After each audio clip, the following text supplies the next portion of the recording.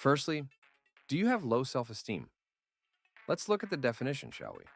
The dictionary definition says, the belief and confidence in your own ability and value. The thing about both belief and confidence is that they can be shaken. In one instance, they're strong. In another, they're not. Belief and confidence in your ability and value are the impetus for the way you do things every day. It manifests in how you talk, how polite you are, the lengths you'd go to make sure you don't bother people, etc. Some people are loud when they talk in public. Others are shy and don't want anyone other than the person they're speaking to hear what they're saying. They have a constant fear of embarrassment from saying the wrong thing. Meanwhile, the loud person has no such concerns. In fact, they have confidence that whatever they say is right. You would think that loud people have the most confidence and very high self-esteem. Now, that may be true most of the time, but even they can have their confidence shaken and doubt in their belief when something comes up to question their ability and value. And so why is our belief and confidence in our ability and value shakeable? They can be shaken because we keep judging ourselves based on rules no one can meet. This is what I mean. Most people get their confidence from what other people say about them. This includes things that have been said to their face. And it makes sense why we would take people's opinions of us to heart. They're an outside observer of you and your performance. They have a perspective that you don't. Plus, they are part of society, which means they present a crucial data point about your worth in the view of society. And this is really hard on people who've been talked down to from the time they were children. Sometimes this down talking comes from parents. Some of these parents only became legal adults 5 years ago or around that time. The down talking sometimes comes from peers too, and their views we take very seriously because they're part of the society we're going to socialize and work with. Given all this, how do we overcome the low self-esteem that has been ingrained in us since childhood? 1. Recognize the nature of value. Value is whatever people want and or need. And so by definition, one thing cannot be wanted or needed by everyone. A famous extreme feminist saying goes like this: a woman needs a man like a fish needs a bicycle. The second part of that statement is very illustrative. It is true that a fish absolutely does not need a bicycle. That doesn't mean that a bicycle isn't valuable. People pay thousands of dollars for high-end bikes. So it's not that a bicycle doesn't have value. The question is, value for whom? All your life, you may have judged your value based on what people who can't see your value have been saying to you and about you. You may even have judged your value based on what people who only need you for one thing have said about you. Young women struggle with this.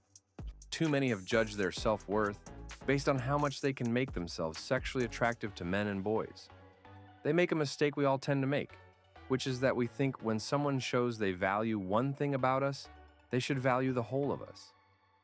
Those who have not gotten the sense that they are valued for who they are by a father, rather than just how their bodies can be used, become susceptible to being used, and even abused by people who don't care about them.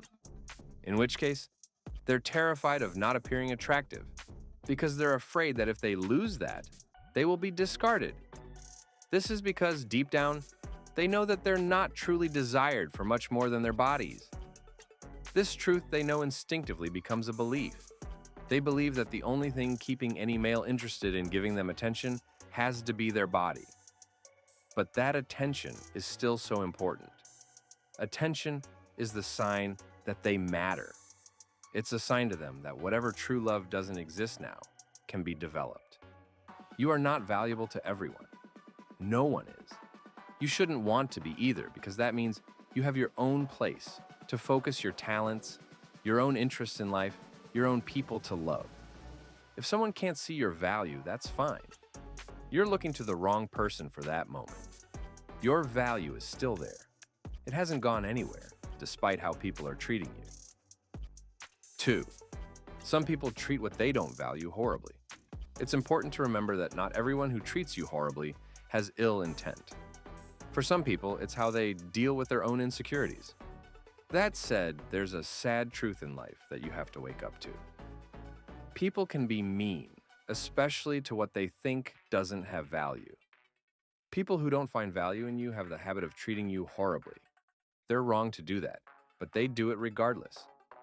If you're in a relationship, know when you as a person are being valued versus when something else is valued. Do they want what you offer them because they value that it comes from you specifically? If not, it's not you they value. In fact, some men will treat their partners horribly as a means of control so they can extract what they want. A person with low self-worth won't resist mistreatment. She as a person isn't what he values. In fact, for psychopaths, beating her down is an additional perk to continue to have her under such circumstances. He can get what he wants and also enjoy being a sadist to someone too afraid to resist or report.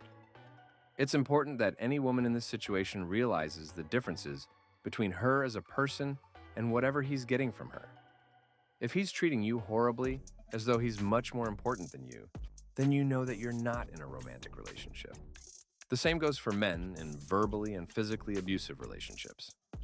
Another example is that people know of the N-word in the US, but less is known of the myriad of other slurs that minorities in other countries around the world are regularly abused with. These minorities are treated horribly because, in the view of their abusers, there's nothing to be gained from them other than being able to enjoy abusing someone without repercussions. Whatever your situation, just because the person who abused you doesn't see your value, it doesn't mean you aren't valuable. Some people are not that good at seeing value and potential. Whole communities sometimes don't manage that. For instance, the island of Manhattan in New York City was sold by the Lenape tribe to the Dutch for $24. Another example of a place that's been in the news recently is Alaska. In order to help pay its debts from the war in Crimea, Russia sold Alaska to the US for $7 million. 3. Become a visionary for your own abilities and value. Don't wait for someone to tell you you're valuable. Know it yourself. Your sense of self-worth doesn't have to be based on what you do, but who you are. Just like a child is valuable to their parents without having to do anything, you are inherently valuable. Now you may be around people who don't see this value in you. That's perfectly fine. Find the right people to be around who value you for you. The fact that you are currently around some people who demean you doesn't discount the fact of your inherent value, or the fact that you're around people who only value you for what they can use you for doesn't mean you don't have inherent value. When it comes to your abilities, you are capable. Believe that. Have confidence in them. Don't let anyone tell you you aren't. If you aren't as good at a specific thing as someone else, who may have their whole lives and identities wrapped up in it, don't stress about it. You could even be ahead of your time. Who knows? For example, imagine what an exceptionally talented basketball player would be doing with their lives if they were born 1,000 or 2,000 years ago. Right talent, wrong era. He would have been richer than his whole town back then if he were born today. That doesn't mean his talent is diminished in any way. Even though he never got to use it, his talent is still there. 4. Be bold enough to prove your worth. People with low self-esteem will strive to protect their fragile sense of self-worth with all they have. They won't risk rejection because that would confirm that they are of such little worth that they are undeserving of what they want. Their solution is to never ask. If they don't ask, they don't get rejected. If they don't get rejected, they get to keep the vague delusion that they could get the thing they want at a time of their choosing. The little self-esteem they have seems so minute that they are afraid to lose it. They therefore guard it to the point where it becomes a god to them. They will forgo their calling just to cherish their little self-esteem. Go after your goals boldly, even if the journey involves some rejection. Your self-esteem should not be based on whether or not you are rejected. Don't place so much pressure on anyone's step towards your goals. For example, you may need to ask for something like a high-paying job, a date from someone you've had a crush on, or venture capital to start a business. If you want to begin with baby steps, don't ask to get an answer. Ask in order to get feedback on where you are in your progress. If, for some reason, you actually get what you were asking for, great. Otherwise, on you go. It may be many asks, but have the belief that you can do it. Especially when others have done it. You know that even if your path is slightly different, you can do it too. In summary, Low self-esteem is an easy trap to fall into. You no longer have to be in that emotionally draining place. Give yourself healthy self-esteem by recognizing the nature of value.